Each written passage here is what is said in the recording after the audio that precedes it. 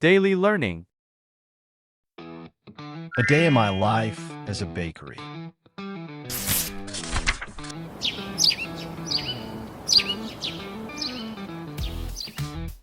I wake up before the sun, always.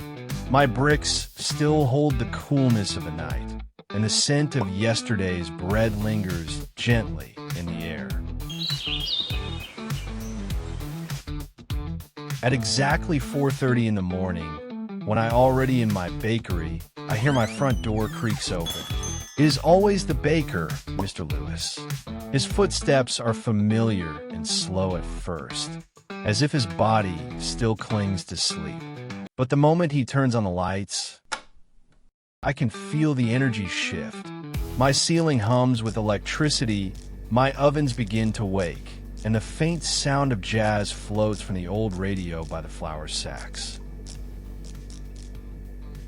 In the kitchen, the flour begins to fly like snow in a silent storm. The metal mixing bowls clink softly like tiny bells ringing in a faraway land.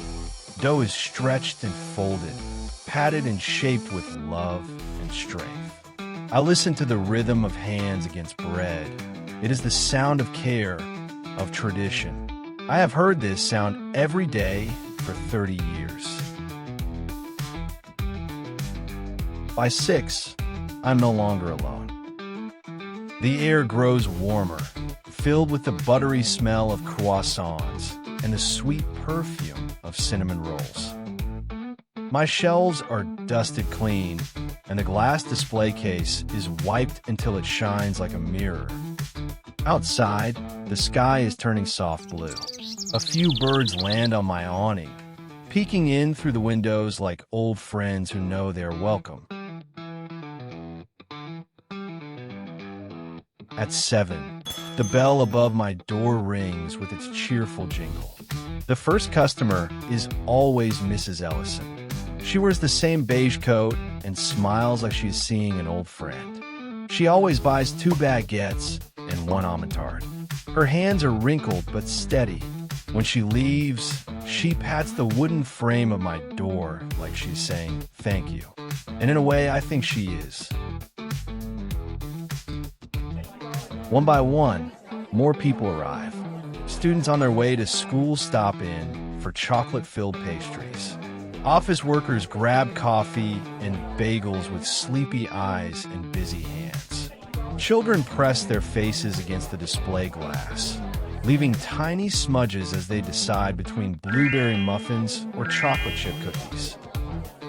I love those moments. I love how their laughter bounces off my walls, how crumbs fall like stars onto my floor. I do not mind the noise or the mess. These are the signs of life, and they make me feel full.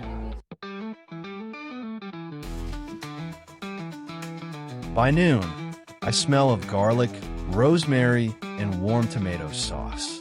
The lunch crowd arrives, and the bakery transforms. Sandwiches are sliced and wrapped with care. Soup is poured into cups that warm the hands and heart. People sit by the window, reading books or chatting with friends, their voices soft and cozy like wool. But the afternoon is not always slow. There are deliveries to pack, orders to prepare, and birthdays to celebrate. Balloons and cakes, sprinkles and candles. I watch it all with joy, proud of the moments I helped create. I'm not just a place of flour and yeast. I am part of people's memories. The day slows down. The rush fades.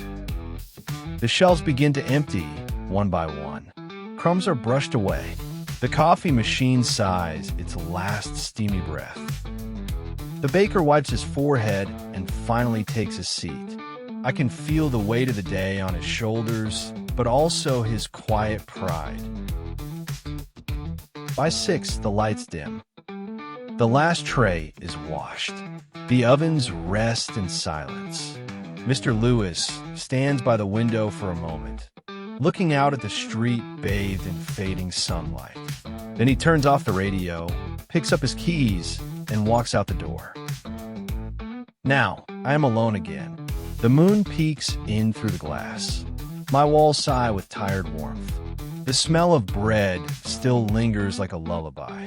The chairs are empty, but they remember the weight of laughter, of stories told between bites. Sometimes, when the wind is just right, I hear the voices of the day echoing in my walls.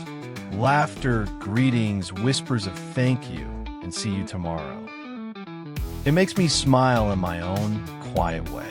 I may be bricks and glass and ovens and shelves, but I am more than that. I am a bakery, and I love every moment of the life I live.